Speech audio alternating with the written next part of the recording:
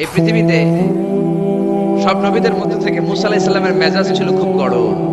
উনি রেগে গেলে, এই মিয়া সাইদটা গেলে মাথার চুলগুলা টুপি পাগড়ি ভেদ করে উপর দিয়ে এরকম খাড়া হয়ে দাঁড়ায় যেত।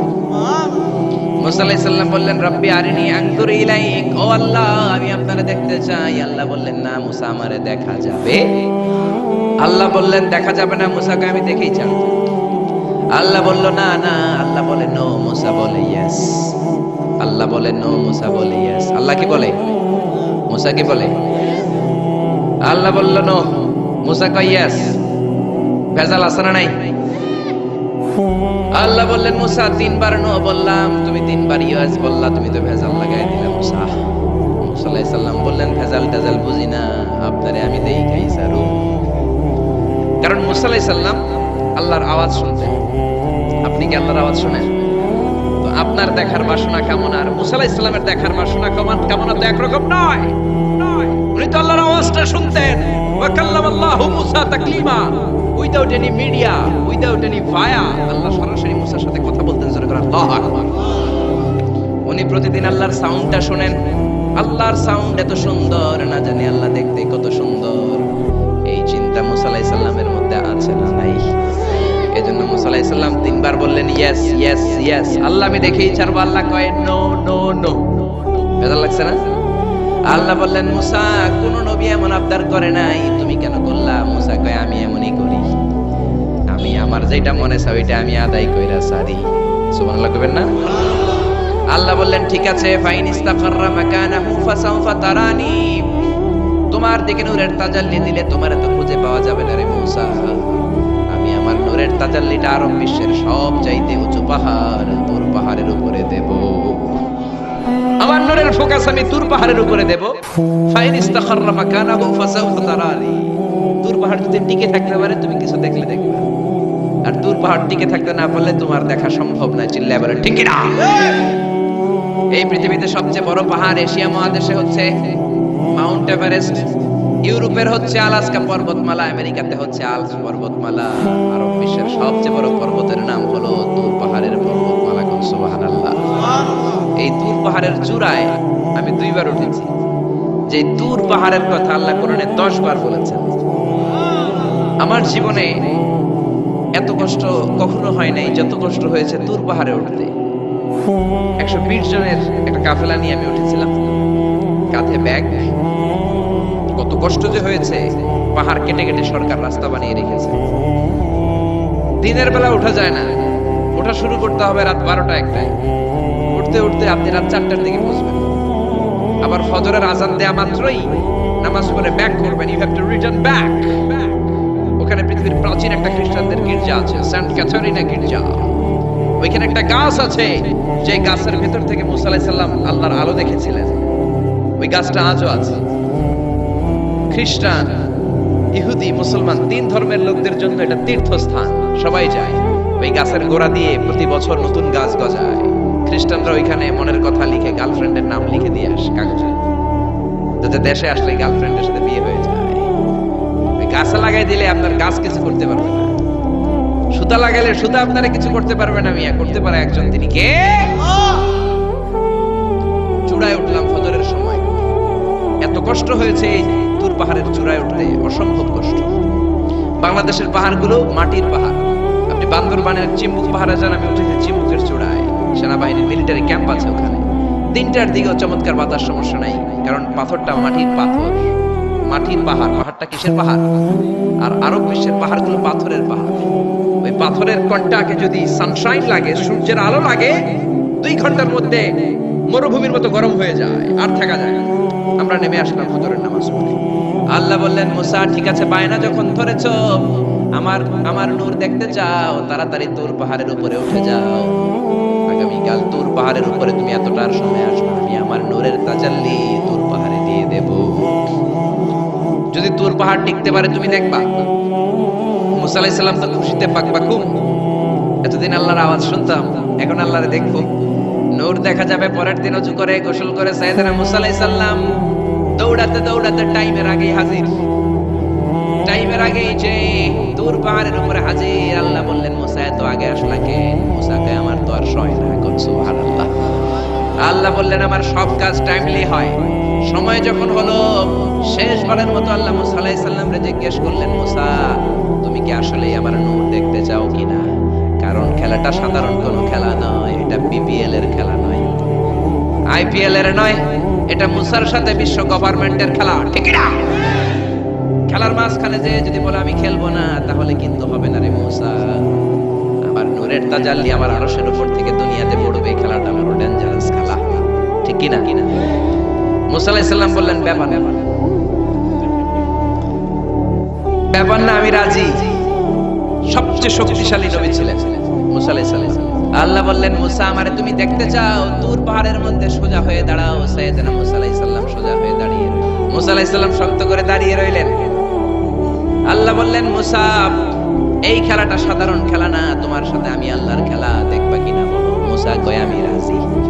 মুসা কি কয়? আমি রাজি। আল্লাহ বললেন okay, now I am gonna start the game. আমি এবার গেম শুরু করে দেব মুসা। ডানে বায়ে সামনে পেছনে চতুর্দিকে 12 ফারসাক এরিয়া, 4 ফারসাক এরিয়া, 1 ফারসাকে 4 মাইল, 1 ফারসাকে 3 মাইল, 4 ফারসাকে 12 মাইল। 12 মাইল এরিয়ার মধ্যে যত মশা ছিল, মাছি ছিল, সাপ ছিল, ইঁদুর ছিল, ব্যাঙ ছিল, ঝিঝি পোকা ছিল। আল্লাহ বললেন 12 মাইল এরিয়ার বাইরে চলে যা, পুরো তুর পাহাড়ের এরিয়াটারে ফাঁকা করে দে, খেলা শুরু হবে। সুবহানাল্লাহ পড়েন। মশা মাছি ঝিঝি পোকা যত কিছু আছে সব 12 মাইল এরিয়ার বাইরে চলে গেল, সব চলে গিয়েছে। এবার মুসা আলাইহিস সালাম দাঁড়িয়ে রইলেন। আল্লাহ বললেন ও জিব্রাইল তুমিও 12 মাইল এরিয়ার বাইরে চলে যাও। সাইয়েদনা জিব্রাইল ডেকে বলে আল্লাহ সৃষ্টির শুরু থেকে আজ পর্যন্ত আমিও তো তোমার নূর দেখি নাই। আল্লাহু আকবার। সিদরাতুল মুনতাহার এইখানে কান লাগিয়ে তোমার আদেশগুলো শুনি, তোমার অর্ডারগুলো নবীদের কাছে আমি উপর থেকে পৌঁছে দেই, আমিও তো তোমার নূর দেখি নাই। আমার ভাই মুসা নবীর সাথে আমিও যদি একটু নূর দেখতে পারি, সমস্যাটা কোথায়? আল্লাহ বললেন না, সমস্যা আছে, কারণ খেলা তো তোমার সাথে আমার না, খেলা আল্লাহর সাথে। মুসার জোরে কোন ঠিক কিনা? তুমিও 12 মাইল এরিয়ার বাইরে চলে যাও। চলে গেল। এরপরে মুসা আলাইহিস সালাম বললেন আল্লাহ এবার আমি রেডি। আল্লাহ বলল আমি তো রেডি না, কারণ তোমার দুই কাঁধের মধ্যে দুইটা ফেরেশতা আছে না নাই? কিরামান কাতিবিনা ইয়ালামুনা মা তাফআলুন। ও কিরামান কাতিবিন, খেলা শেষ হওয়া পর্যন্ত তোরাও একটু চলে যা। কিরামান কাতিবিন।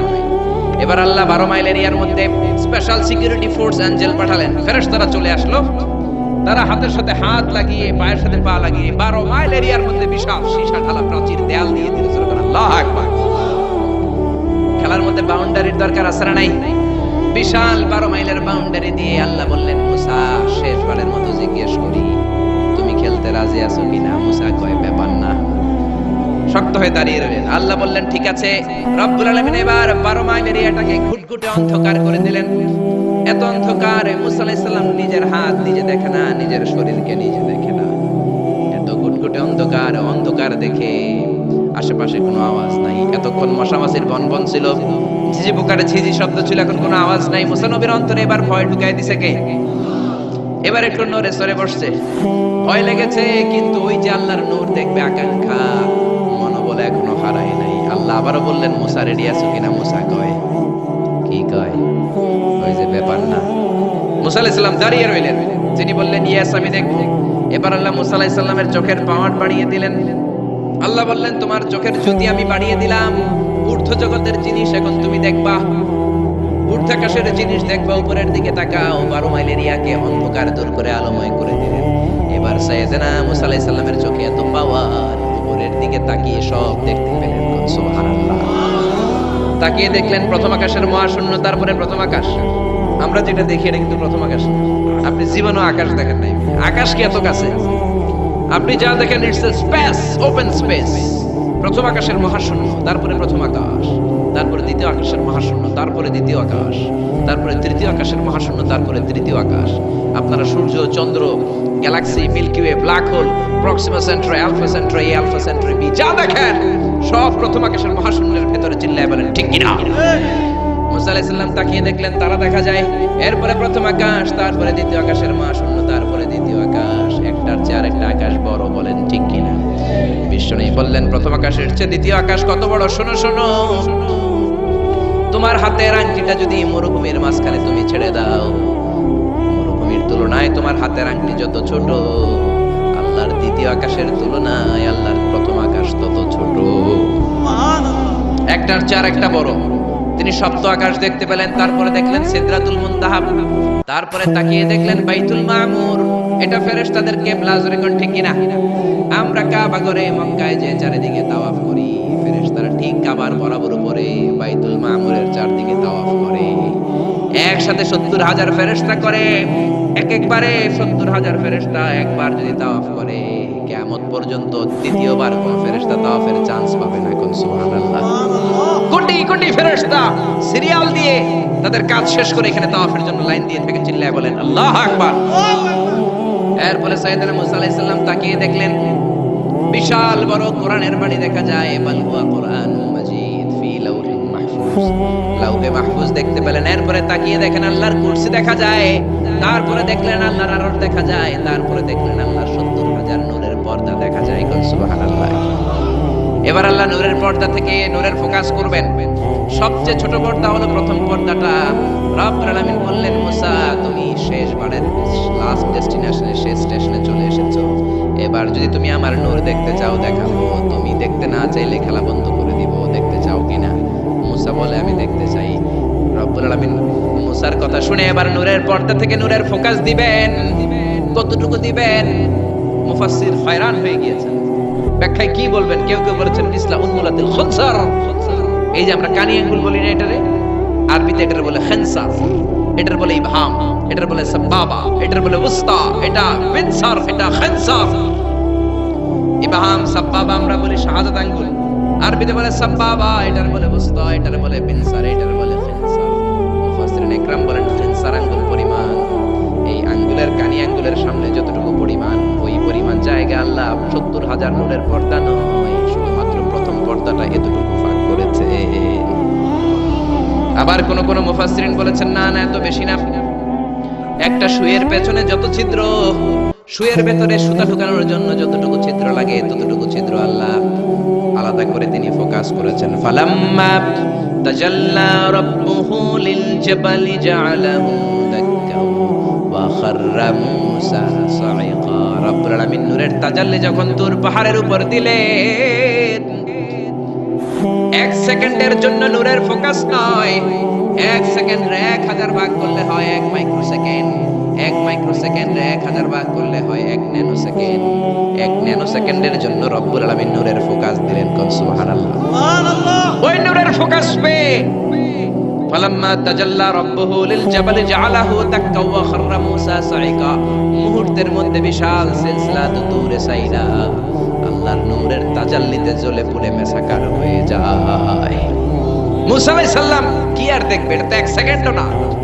1 সেকেন্ডে 1000 ভাগ করলে 1 মাইক্রোসেকেন্ড, 1 মাইক্রোসেকেন্ডকে 1000 ভাগ করলে 1 ন্যানো সেকেন্ড। 1 ন্যানো সেকেন্ডের জন্য নূরের ঝলক মেরেছে। ওই নূরের ঝলকে দূর পাহাড় চলে যায়। সাইয়েদনা মূসা আলাইহিস সালাম বেহুশ হয়ে পাহাড়ের উপরে পড়ে যায়। কোন সুবহানাল্লাহ। হুশ ফেরার পরে হাত জোর করে আল্লাহর কাছে ক্ষমা চায়, মাবুদ রে, আর জীবনে বায়না ধরবো না, আর জীবনে বলবো না আমি তোমারে দেখতে চাই। জনমের স্বাদ মিটে গেছে, কিছুই দেখতে পারে নাই। এক তাজাল্লিতে বেহুশ হয়ে পড়ে গিয়েছে। চিৎকার করে পড়েন আল্লাহু আকবার।